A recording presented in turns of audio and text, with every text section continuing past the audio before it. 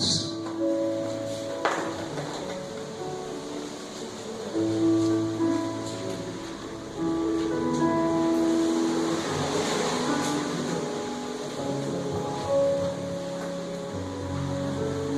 Amém? 1 João capítulo 4. Alguns dos irmãos me conhecem, outros não, então eu gostaria de me apresentar essa noite, essa tarde. Depois que eu já falei bastante, né? Eu me apresento. Eu sou o pastor Juliano, amém? Sou vice-presidente da congregação Assembleia Pentecostal Fruto Verdadeiro, presidido pela pastora Raimunda, amém? Sou presidente do louvor daquela congregação, amém?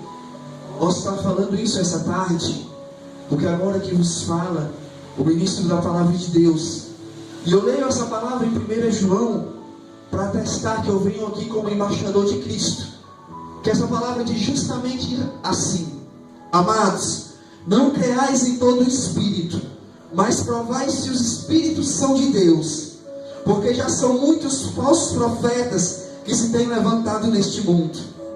Nisto conheceis o Espírito Santo de Deus. Todo espírito que confessa que Jesus Cristo veio em carne, esse é de Deus. Então, amados, eu confesso neste lugar, neste santo lugar, que Jesus Cristo veio em carne.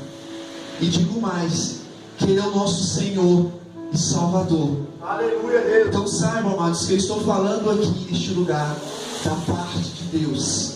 Amém? Então vamos começar a ministração da palavra do Senhor. Abra sua Bíblia em 2 Crônicas, capítulo 32. Amém? O pastor falou que hoje era uma tarde de milagres. Vamos falar sobre milagres, então, sobre alegrias, sobre lutas e provações. Amados, quantos aqui têm sonhos? Quantos sabem qual é a marca daquele que tem sonhos? Essa noite, essa tarde. A marca da promessa. A marca daqueles que têm sonhos é chorar. Todos aqueles que têm sonhos choram, amados. Vocês sabiam disso?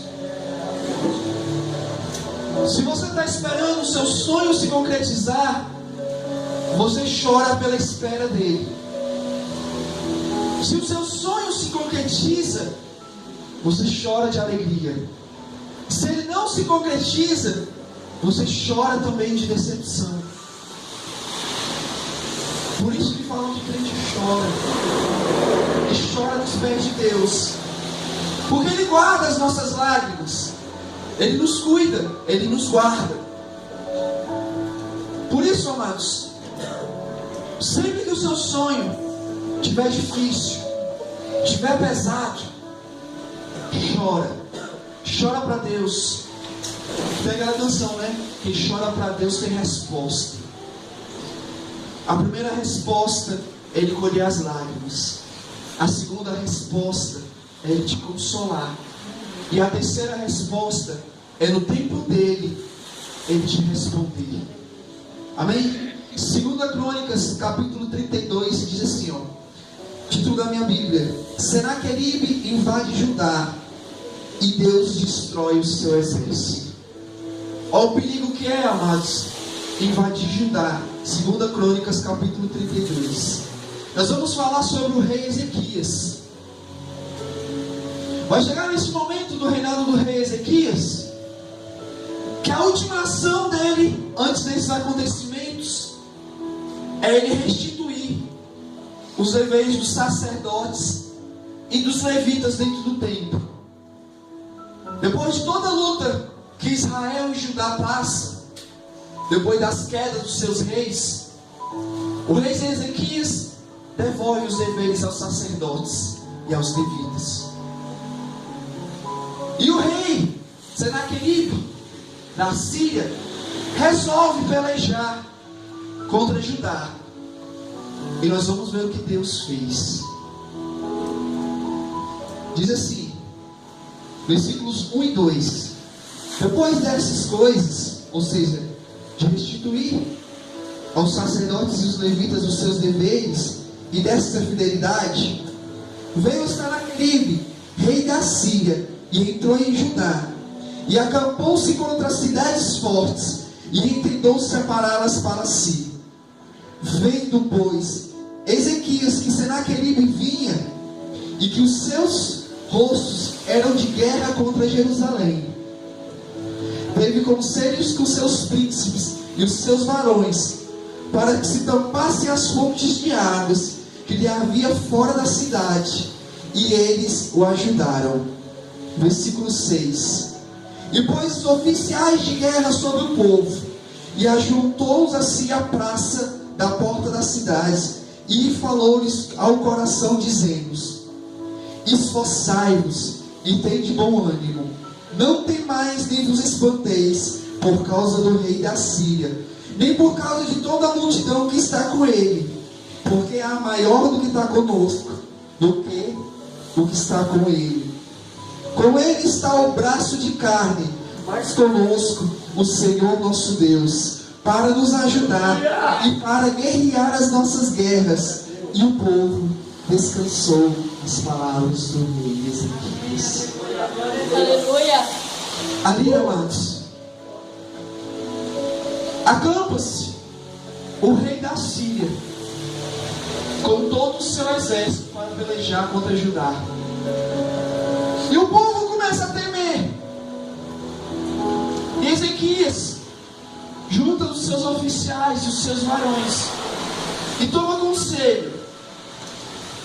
E a primeira coisa que ele faz é tampar os poços de água. Sem água o povo não vive. Aguentamos 5, 6, 21 dias sem comer, mas sem água. No segundo dia, aqueles que sobreviveram ao primeiro já estão perto da loucura. E ele tampa os poços. E depois disso ele chama os oficiais, coloca na frente do povo. E ele não fala de qualquer forma, ele fala ao coração. Ele fala: não se espante e não temas, por causa da multidão dos exércitos do rei da Síria, porque ele vem contra nós com o braço de carne. O que acontece, amados, com o braço de carne?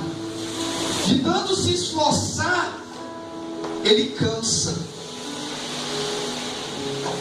Mas por nós peleja o Deus, ele guerreia à nossa frente. Glória a Deus. Depois de falar isso, a palavra nos relata que o povo se alegrou. Amém. Imagina, amados, a sua casa agora sitiada, tomada por um exército, e você se alegra, porque você sabe que quem garante a sua vitória e peleja as suas batalhas é Deus. E quando nós falamos de Deus, amados, é incrível, porque diz que Ele garante a vitória. Por mais que nós estamos fracos na batalha, caídos, tristes, fracos, em menor número, Ele garante a vitória. Aleluia. Se nós formos ver Gideão desce para pelejar com 32 mil. E ele vai falar com o Senhor. E o Senhor fala: 32 mil é um número muito grande, Gideão. São muitos soldados. Eu volto a ver Deus falando assim, ó: com 32 mil israelitas, eu não preciso nem operar. Mas aquele povo precisa ver o Deus de vocês. Aleluia. Sabe por quê, amados? O que acontece?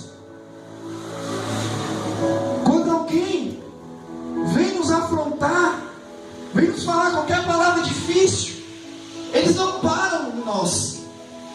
Eles sempre estendem a Deus. Se você está passando por uma dificuldade, tem uma pessoa ímpia do seu lado, diz: ai, lá em casa está complicada, a carne esse mês vai ser apertado. Primeira coisa que ele fala: tu não é crente? Cadê a carne? Tu não é crente? Cadê o arroz? Tu não é crente? Cadê o carro? Eles já dão um jeito logo de afrontar Deus. O povo, quando ia pelejar contra Israel, eu acho que esse era o maior defeito deles. Porque eles viam Israel, povo fraco, eram lavradores da terra. A maioria dos israelitas, quando vão falar, falam: olha, era cuidador de ovelha, era lavrador do campo. Quem era mais, assim digamos, entre os israelitas, era sacerdote. Ou seja, vivia de doações. E eles gostavam de afrontar logo Deus. Por isso, com 32 mil, Deus falou para Gideão: é muito. Proclama. Fala que quem tiver medo, para não descer para a guerra. De 32 mil, ficaram 16, se eu não me engano, mil. Aí Deus falou: 16 mil é muito. É muito. No vale, Deus passou mais uma peneira. Aí ainda sobraram 3.200. Aí Gideão já falou: agora dá nessa para pelejar. Gideão, você não está entendendo. É muito. É Deus que está na frente de vocês. Faz o seguinte: leva para a beira do ribeiro. Aqueles que se prostrarem e se ajoelharem para tomar água, você coloca de um lado. Aqueles que não se prostrarem, você coloca do outro. Os que não se prostraram para tomar água, foram que ficaram os 300. Aí Gideão falou: Senhor, o que eu faço agora? Pega esses 300 e desce para a peleja. Quando Gideão chega no arraial do inimigo com esses 300, amado, está o arraial em meio de confusão, uns dormindo, outros guerreando consigo mesmo. E com esses 300, acho que sobrou. Teve quem não precisou nem tirar a espada, porque os próprios inimigos do Senhor se mataram, mas porque tentaram pelejar contra os ungidos do Senhor. Nós, amados, que estamos aqui, quantas vezes nós já passamos por isso? Tem aquele enviado que fica nos provando. Cadê Deus? Deus não falou que ia fazer isso pela tua vida? Deus não falou que ia fazer aquilo pela tua vida? Por que você está assim? E quando Deus faz, o que Ele fala? Ele não tem palavras. Porque se Ele virar para nós, se vira para mim, eu no lugar de Gideão, alguém vira para mim e fala: Gideão, como que você conseguiu isso tudo? A única resposta que eu teria foi Deus. Porque assim, quando Deus faz na nossa vida, esses milagres que nós esperamos, a única coisa que nós podemos fazer é contar o nosso testemunho para edificar a fé e dizer que foi Deus. Eu não posso nem falar não, porque eu fui bom e Deus fez isso por mim. Porque, amados, nós não conseguimos ser bons o suficiente para Deus fazer alguma coisa por nós, só porque nós somos bons. Porque vamos medir, amados. Vamos medir a nossa vida. Será que nós somos bons? Hoje nós somos. Hoje nós estamos sendo. Dei esmola, ajudei o próximo, ajudei as senhoras, uma senhora que estava saindo a carregar sacolas. Mas e ontem? E anteontem? E amanhã? Como nós estaremos? É difícil. Essa santidade para recebermos um milagre, porque nós somos bons, é muita prova. é ser demasiadamente bom. E a palavra fala que bom é Jesus. Porque diz que as ovelhas conhecem a voz do seu pastor. E o bom pastor é Jesus. Pesado. Pesado. Mas aí, amados, eu volto a dizer, as nossas lutas, as nossas provações e o inimigo de nossa alma, ele quer nos afrontar para voltar a Deus. O inimigo, ele nos dá algumas coisas, e algumas dessas coisas são boas. As pessoas falam muitas vezes: olha, não vai para o mundo não, no mundo não tem coisa boa não. Tem coisa boa e coisa agradável aos olhos, só que o preço disso é muito alto. É o preço a ser pago por essas coisas boas. Sabe por quê, amados? O inimigo, ele nos dá um carro para nós ficarmos com ele, para nós apoiarmos, para nós fazermos o serviço dele, para ajudarmos ele a destruir as famílias, a destruirmos os lares. E Deus nos dá as coisas simplesmente porque Deus é bom. Olha a diferença. Às vezes nós não somos nada, não fazemos até mesmo nada do que nós poderíamos fazer para Deus, mas Deus é bom e nos abençoa, porque Ele sabe que nós padecemos de necessidades. Ele sabe que nós temos fome. Ele sabe que nós temos frio, nós temos sede.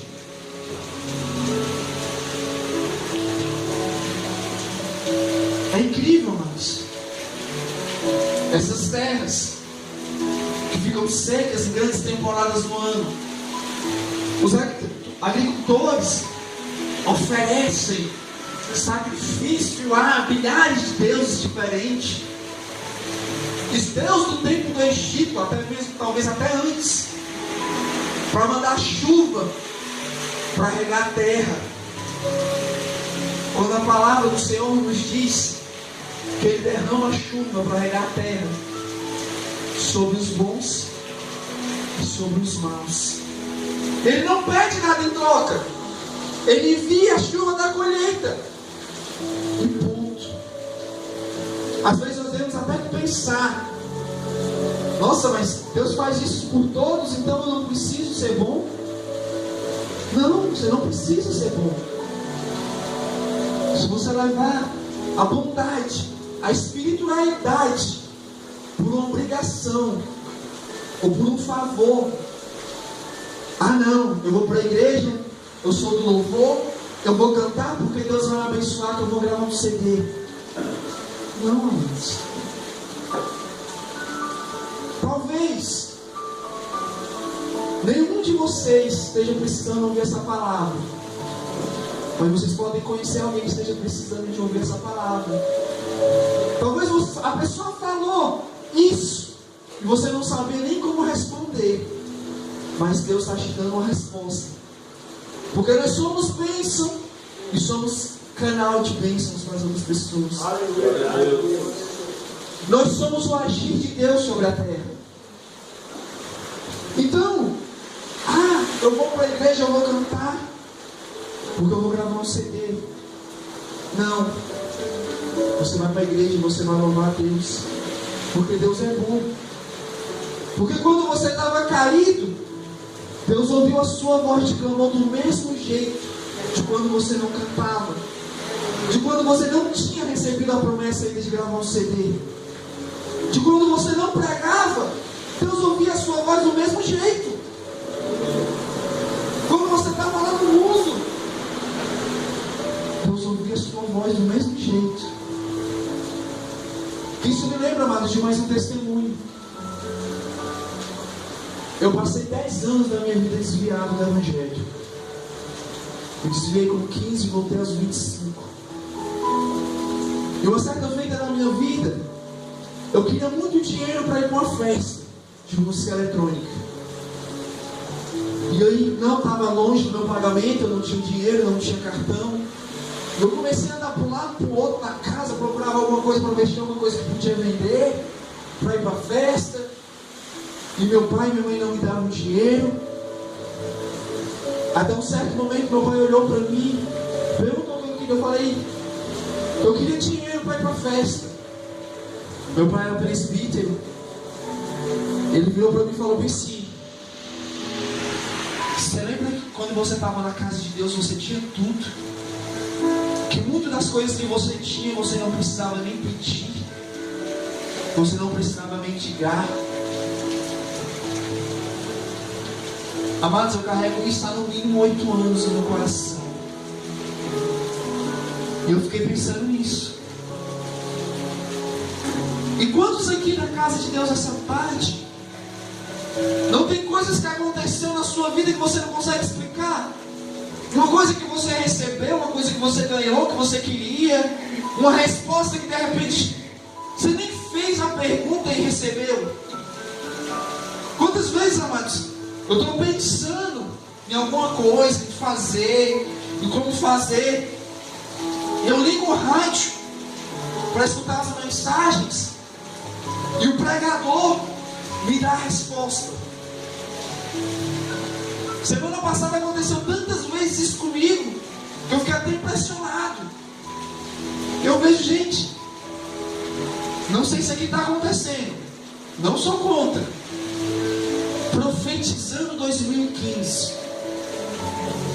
Hoje é dia 6, amados. Tem 27 dias ainda para terminar 2014. Para quem começar a profetizar 2015, profetiza 2014 ainda. Profetiza amanhã. Profetiza essa noite. A palavra do Senhor fala que o amanhã não